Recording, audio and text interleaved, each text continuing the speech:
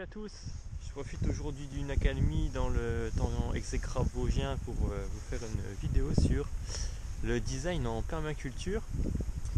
Alors le design en permaculture, qu'est-ce que c'est?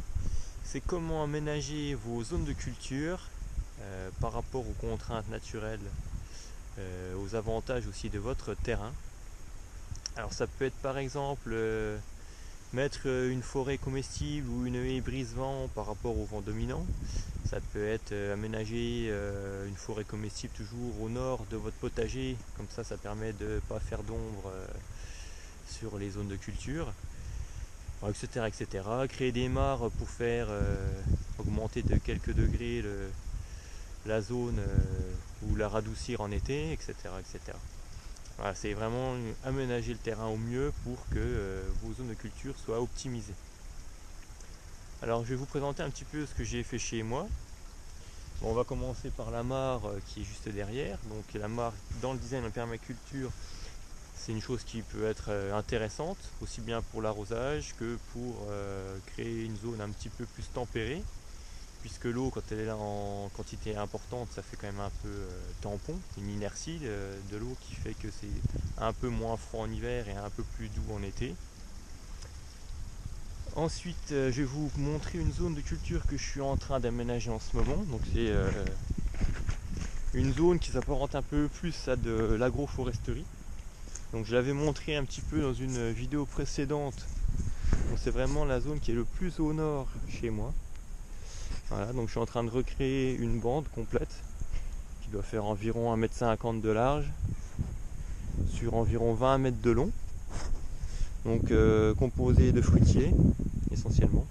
Alors j'ai disposé au sol une vingtaine de centimètres de paille, puisque ça sera une zone de culture au printemps. Donc là je compte sur la paille pour m'éviter un petit peu de travail et faire pourrir toute l'herbe qui est en dessous, puisque là c'est une prairie naturelle. Et là donc ça fait environ 3 semaines que la paille est en place, et en dessous on voit que ça commence à jaunir.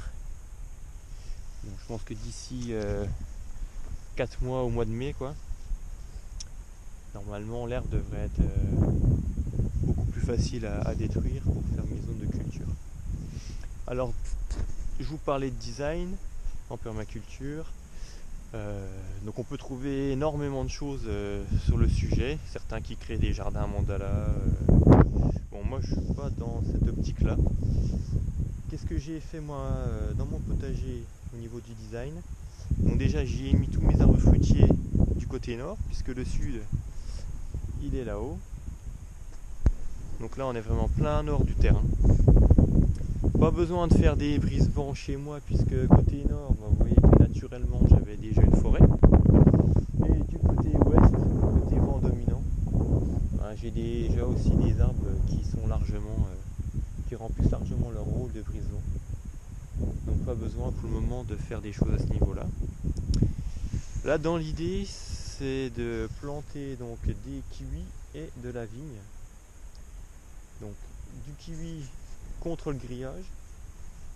Alors vous voyez que là j'y ai mis des grosses pierres qui vont me servir à emmagasiner la chaleur. Donc ça fonctionnera un peu comme un poêle de masse où le soleil va venir chauffer les pierres toute la journée et la chaleur elle sera restituée la nuit. Donc ça va créer un petit microclimat à ce niveau là devant ces pierres. Donc là c'est assez profond, c'est des vieilles pierres de ferme que j'ai récupérées. Donc ceux qui me suivent un petit peu, vous savez que les vieilles pierres et moi on est copains. Donc j'en ai 4, je vais en disposer 2 l'une à côté de l'autre, et puis je vais en remettre un pied à côté. Enfin, pour les cuves, vous savez très bien qu'il faut au moins 2 pieds femelles et un pied mâle pour que ça produise. Alors ici dans les Vosges, les kiwis c'est pas réputé pour donner énormément. C'est pour ça que je vais tenter de créer des mini-zones avec des microclimats. Puisque de toute façon, effectivement, dès qu'on modifie un petit peu la géographie du terrain, on crée des zones plus ou moins propices à certains fruits ou légumes. De la même façon ici, dans cette zone là où il y a de la paille actuellement, donc je vais disposer toute une rangée ici de pierres, alors un petit peu moins hautes parce que celles-là elles font à peu près 200 kg, donc un petit peu moins épaisses. et qui serviront exactement de la même façon pour la vigne, puisque la vigne aime la chaleur. Et donc je vous montre ça, à cette explication, je vous montre ça.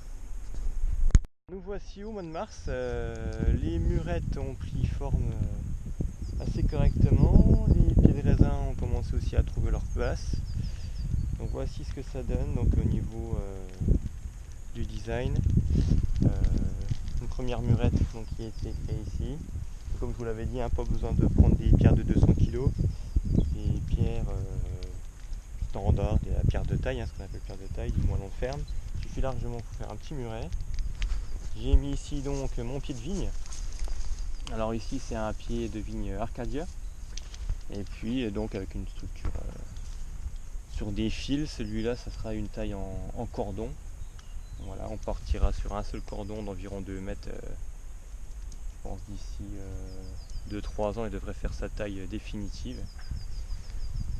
Donc voilà pour les autres murettes qui sont faites. Ici, donc même chose, ici il y aura bientôt un pied de vigne juste là qui partira sur ces fils. Les kiwis qui seront juste en face, ici, devant les grosses pierres. Un autre muret ici avec derrière du kiwi. Donc finalement sur cette zone on arrive presque à une zone d'agroforesterie, puisque j'aurai donc des arbres fruitiers, des lianes avec le raisin et le kiwi, et puis donc partout où c'est paillé il y aura de la culture avec des petits pois, du haricot, de la pomme de terre, etc. Et on peut voir ici une dernière murette ici où il y aura un autre pied de vigne. Pour conclure sur le design en permaculture, on peut dire qu'il n'y a pas besoin d'être architecte pour faire du design en permaculture. Il faut se focaliser sur les qualités déjà de votre terrain pour savoir où et comment faire les zones de culture. Bon, ici dans les Vosges, déjà il faut aussi que ce design il soit adapté à l'endroit où vous vivez. Parce que dans les Vosges on va chercher plutôt à favoriser les zones de chaleur. Alors peut-être que dans le sud on va essayer de travailler plus en mi-ombre. C'est pour ça par exemple ici moi j'ai mis des fruitiers à faible développement où je ferai une taille qui réduira leur dimension pour pas faire trop d'ombre. Peut-être dans le sud on va favoriser plutôt justement des arbres à plus fort développement pour cultiver en dessous. Utiliser aussi les propriétés des pierres par exemple qui emmagasinent la chaleur lors des journées ensoleillées et qui la restitueront la nuit. Ça sera toujours favorable aux cultures. Et puis derrière ces petits murets de pierre, on peut y faire pousser toutes sortes de végétaux qui préfèrent l'ombre. Quoi qu'il en soit, dès que vous modifierez votre terrain, ça va créer forcément des microclimats qui seront propices soit à tel type de végétaux, soit à un autre. Donc allez-y, hein, lancez-vous, faites des petits aménagements, chacun en fonction de son terrain, de sa localisation géographique. Et voilà, rien de très compliqué finalement dans ce design. Allez, sur ce, ciao ciao.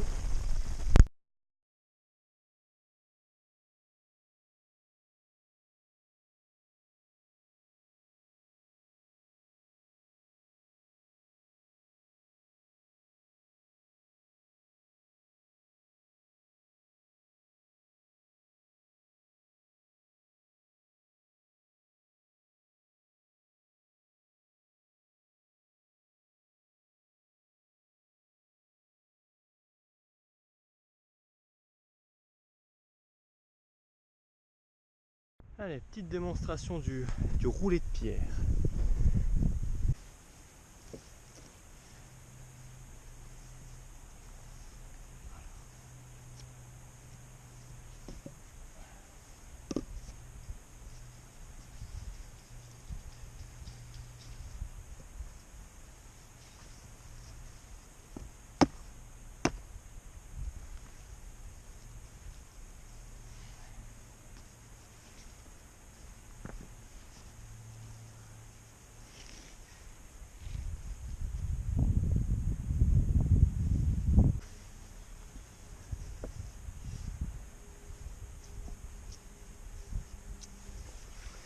C'est pas les Égyptiens qui ont construit les pyramides en roulant les pierres? J'ai dû sécher les cours.